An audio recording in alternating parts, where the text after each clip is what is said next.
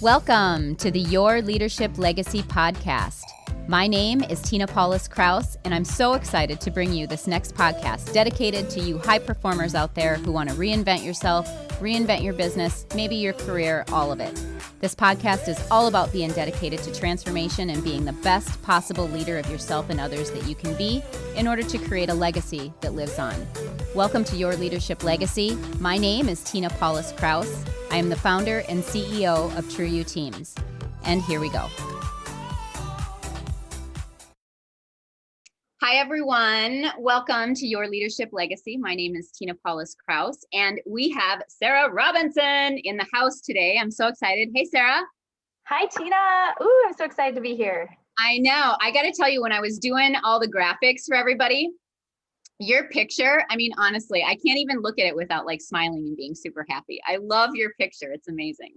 Oh, thank you. An afternoon with sunshine and a selfie. There you go, right?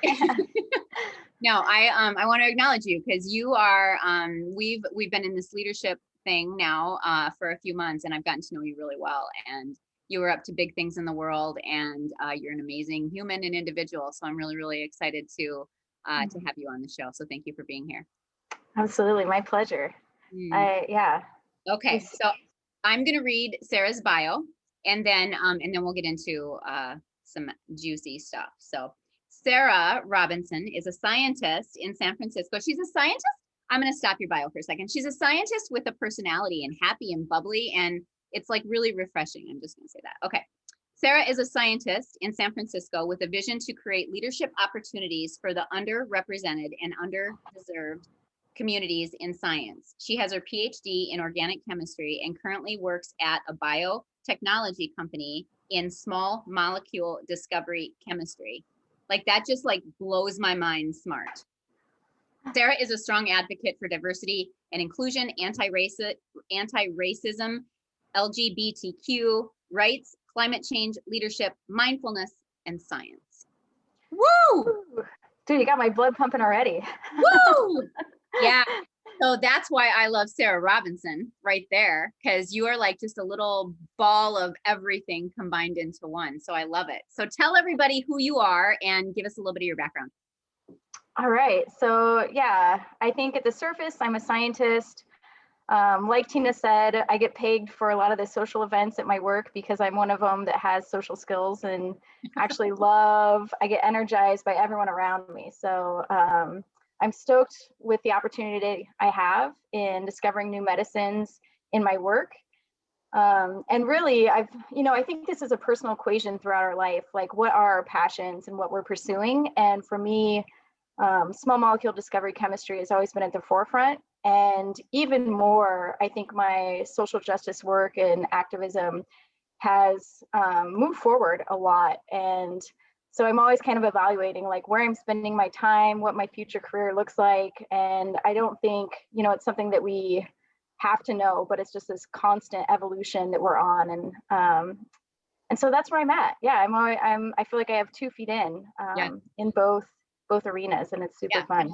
Foot in each one, and you just do an amazing job in all of them. When you kind of go down the path of talking about DEI, I sit there like this, like listening, because you just are so knowledgeable and just so into it. So talk to us about what's your why in life? I would say at my core, my why is I have an autoimmune disease, and I think there's a lot of treatments out there for diseases. People will have friends and family go through chemo, and I'm kind of sick of treating disease. Like I want to find curative medicines, and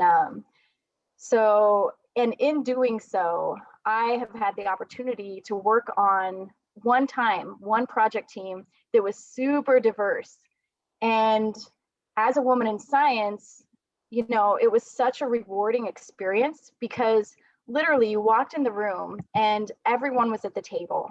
There wasn't a majority of, say, white men on this team. And so what I experienced in that is that everyone with their subject matter expertise was able to speak to the science in a way that that I'd never experienced before. You know, there was no majority. There was just great science above and bringing everyone together at the table. And, you know, the conversations we had, the risks we were able to take, and the rate at which we were able to get, you know, a candidate into phase one was unprecedented. So from my perspective, I just see what's possible when we have a diversity of ethnicity, religion, race, you know, gender identity, everything at the table. Everyone's included, and there is no majority there. Everyone gets to speak up and be heard. Yeah. And I also see in my past how I leveraged my privilege of like being athletic or a white woman and able to connect with guys on this really bro masculine level to be heard. And, you know, after going through leadership, I just see how that's not at all in line with my vision, because I'm stepping into what's comfortable for them rather than creating space for everyone who I get to create space for. So that's been a big shift for me. Wow, there's like so much in there to unpack. I love that. So let's talk about diversity on teams and why that's like that, because as you're talking about that, it's like, wow, that sounds like a dream team, right? It sounds like just an absolute dream team. And I think that leaders want to get there and they're not there. So how do we, even in corporate or in small business, whatever, how do we start to move in that direction? Honestly, I think there's two things. First is just understanding and seeing the data. Like, these are scientists and they live and die by data. So actually just seeing the data associated with what's possible, like we have that. We do have diverse and non-diverse teams, and we see what's possible with both. And that itself, there's so many publications, like the Harvard Business Review does a great job summarizing these and publishing them.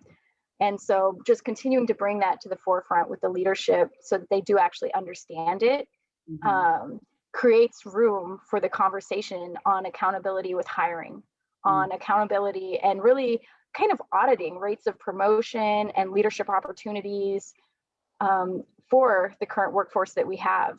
And so I think it's a mix of both. It's really just helping them understand the science and the data behind what diversity enables, because that's clear and can easily enroll anyone. And the second is creating an accountability around hiring, promotion, everything, and just creating a lot of transparency there. Right. Yeah. Because I mean, I think what I've seen in the last few months is, you know, when you talk to executive teams, they're like, yes, they want to go in that direction. They're, you know, it's not that they're resisting. It's just that they don't know how, right? When you have a large organization, how do you even start to tackle that? Right. Yeah. And, you know, so in discovery chemistry, we often recruit from the same major labs. They're very prolific scientists in the field, the top of their field, and a majority of them are elder white men. And if you look at the diversity of their labs, it's primarily white men. And so when we start to think about, like, how do we actually create this diversity of training first? Okay, we got to look at different labs. We're going to have alternative perspectives on exactly how to solve this problem as long as we start recruiting outside of those. Yeah. And the second is, you know, I did my PhD in the lab of a Black man who was, his entire life vision was creating opportunities for underserved, underrepresented minorities in science. And he was alone in the field as a person of color, and just a phenomenal advocate. Like, I mean, he bred that passion into everyone who came in his lab. But if you look at the diversity present in his lab as a Black man, like he created an incredibly diverse environment. And I was like, well, this makes sense. Like, it's his passion. And I think that's an area where we get to look, is like, stop looking at the same places and being attached to what these publications mean with regards to an education. Yeah. Or being attached to what it's supposed to look like and how it's supposed to all map out and be done. And I think so often in business, you know, we come up with these strategies and plans, and then we roll them out and we say, okay, go. And we don't have the buy-in of anybody in the organization to actually move in that direction. And so that's why I love the team concept that you're talking about. It's so important to develop and move teams through change together. And it just kind of, it creates a better way to do it than maybe we've done it in the past. I love the diversity of training piece. Talk more about that. Talk more about what you were talking about with that. Yeah, I think, you know, in science, there's so many different ways, or anything like marketing, there's a lot of different ways to get to exactly where you want to be. And even within one group of 3 people who do the exact same role, we would all take very different paths to get there. And all of them lead to a great, accurate result. It's just our personal preference, our comfort level, and our experience and training that guides us on that path. Yeah, it's crazy because when you talk about like the majority, the minority, and you think about it in those terms, and you have a team of people where there's a majority, right? When there's a majority of people that think the same and are the same, they're going to have their own way to do it. And so anybody else coming into that, they're not allowed the thought process and the openness to figure out their own way. They're told what to do. And so as we move into the future, because things have changed, right? Everything's kind of changed. Like, how do leaders really move their teams through this rapid change? Because the rapid change is going to continue. I mean, when you think about AI and I mean, all of it, right? We're going to continue to move faster and faster and faster and change quicker and quicker and quicker. So if I'm a leader, how do I manage that change on my team? I think 2 things. I think curiosity and just get comfortable being uncomfortable. Yeah. Because I believe a lot of people are stuck because they don't know what they're uncomfortable. Like, they're probably really trained at what they do, and therefore they know where they're going, they know what it's going to look like. And bringing on, you know, the sense of like being a stand for diversity on your team, like they're like, wow, I haven't been trained in this, I don't know. And you don't need to know. It gets to be messy, and you get to, you know, learn, unlearn along the way. And honestly, everyone's in it together. So I think just coming in with this like curiosity mindset, like what could it be? What is possible? Because honestly, I think we haven't even scratched the surface in a lot of companies of what is possible. Totally agree. Absolutely agree. So what do you think the biggest opportunity right now is? I think the biggest opportunity, one of them is, oh boy, one of them that I love, and so this is again my bias and maybe I'm attached to this right now, but increasing funding and looking at opportunities for, you know, students maybe coming out of high school, going into undergrad, going into community college, transitioning from community college. Like, how do we actually increase our entire workforce to represent the current population? Because, you know, I work on anti-racist policy, and there's other things we can do about like tax law and stuff that'll create more equitable school systems for these underrepresented, underserved communities. And beyond that, so we're fixed, you know, there's approaches to transform the school system early and make it more equitable.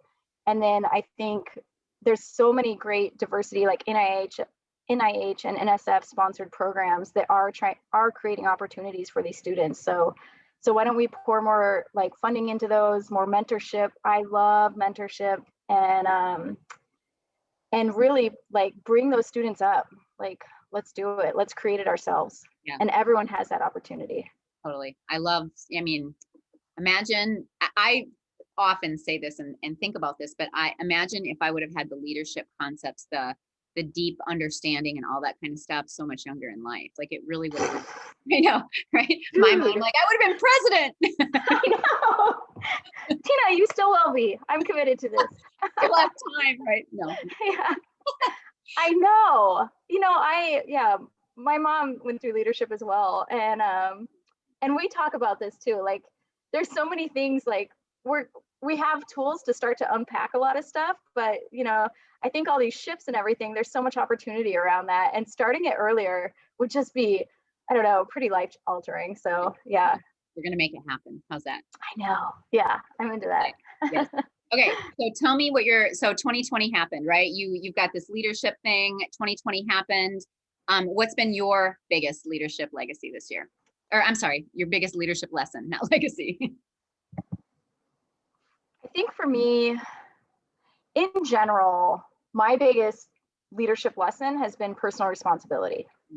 And And one area in my life where that showed up, and it was just like this biggest like aha healing, like my heart like fluttered, like everything became so light in I I went through a divorce that was really difficult for me, and I was like in this victim mindset, like, oh, he always chooses other women and stuff. And then understanding my role in that and just having this like freedom of responsibility, like, wow, I chose that. I get to choose whatever I want. And this year, I would say even more so it's played out. And just I am so deliberate with my time and where I'm spending it with different organizations, my connections, the level of intimacy I have in my friendships, and just really pouring into myself and my community.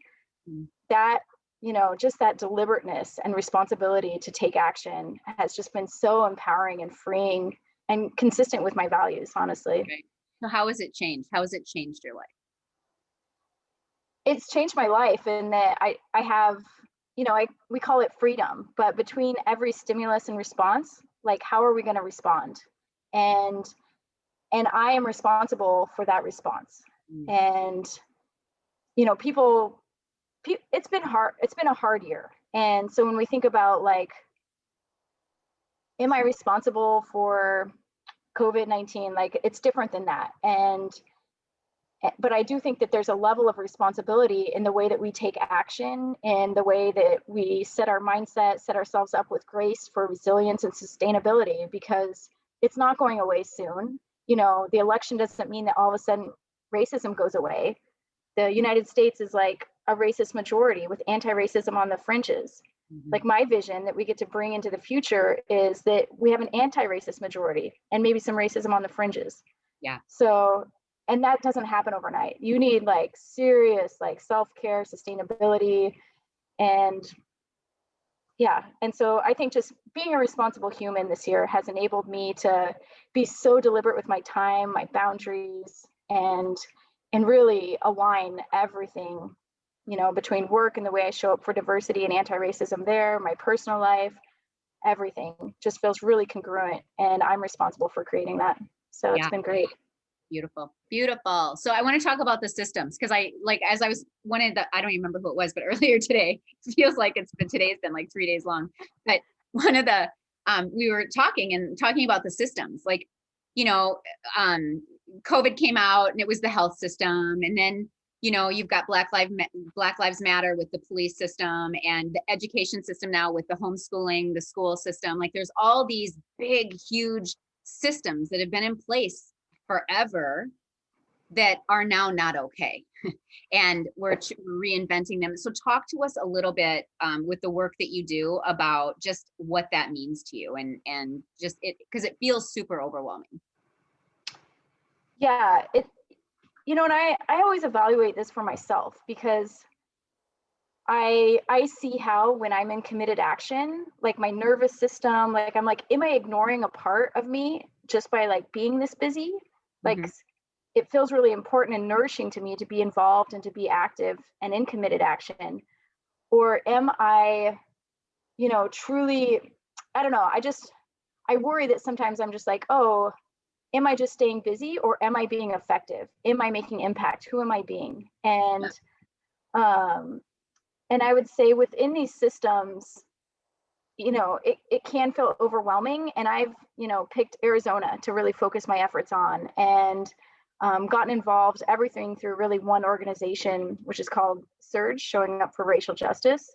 And they have election defenders, a lot of stuff where you can plan, what matters to me? Well, everyone having a vote matters to me. So there's a lot of organizations you can get involved with and think about, how can I support leading up to the election? What does election day look like? Maybe I can drop off PPE and bottled water, and ensure that there's no, protesting or violence around it. And so that's one way for me when I think about a system, like, how can I have a local impact? Because I think, sometimes it's good to think about the US and what's happening and anticipate all that.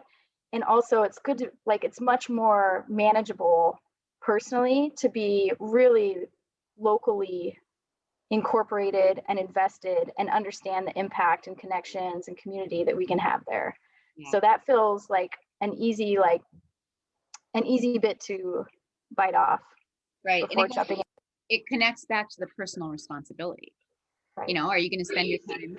I always use this analogy: spend your time sitting on the couch watching TV eating Cheetos, or are you going to spend your time contacting, you know, people in government or people at the city, or going to, you know, board meetings or whatever that looks like to be part of the solution.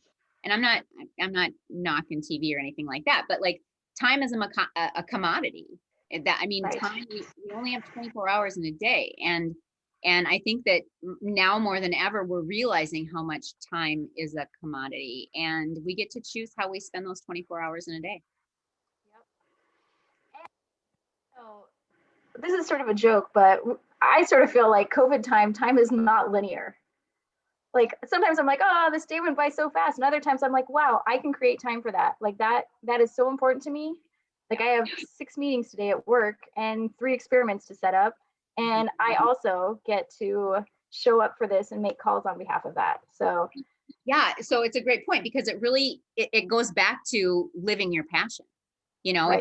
if I'm in a job 9 to 5 and I'm living the grind, you know, no, I'm gonna want to sit on the couch and eat Cheetos and watch TV. Yeah. I'm so exhausted, because that takes a lot of energy to be in that space. Or when you're living your passion, like, you know, I mean, if Al didn't pull me back from it, I'd be working, you know, probably 24 hours a day kind of thing if I let myself. And so when you're passionate about what you do, the time thing is a little bit different, but it's still a commodity. Yeah, such a good point. Yeah. Such a good point. Yeah. What tips and tricks, Sarah, do you have for the listeners that you use to really help? You are like one of the most grounded people that I know. And so what tips and tricks do you have for people to help them kind of get to that state of mind where they can really step into that personal responsibility?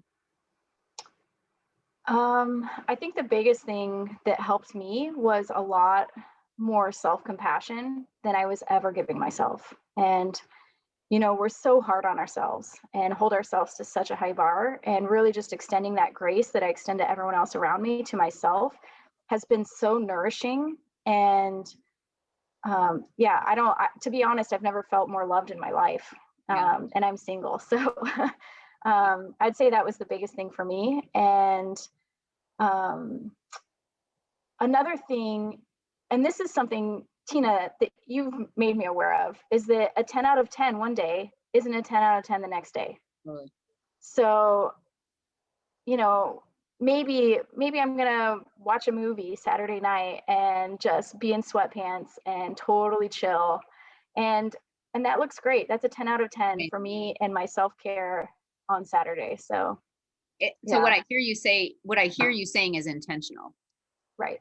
right? Like Yes. it's about intention. So if I have the intention that I just don't like, I want to sit on that couch, and I'm making that choice to do that, and I'm going to do that. And it's a way different story when you're just numbing out and moving through life and not having any intention and just kind of taking it as it comes. Like your results show that, right? Right. Like when Absolutely. that intention is so huge. That's been a big lesson for me lately as well. Like set the intention. What's your intention? What do you really want out of this? It's huge. Do you feel like that's something that's happened this year? What's that? What part of it? This level of intention. Oh yeah. I know for me it has. Like you have to have intention this year. Yes. Yeah. You're like, I'd be a hot mess without intention, right? I know. Me too. Yeah, it's phenomenal. Yeah. I mean, just the deliberateness that I move throughout the day, and in the morning I think about my day, like what does my day actually look like? How do I get to have all of this and create everything that I want, with the intention of showing up with love, connection, authenticity, and Right. bringing my vision into life. Absolutely. It's huge. It's so huge. So Yep. you've already probably talked about all of this, but I'm gonna ask you a question anyway, in case you have something different to say. But like, when you think about your leadership legacy, because that's the name of the podcast, we leave our legacy every single day. So what legacy are you aspiring to leave, Sarah?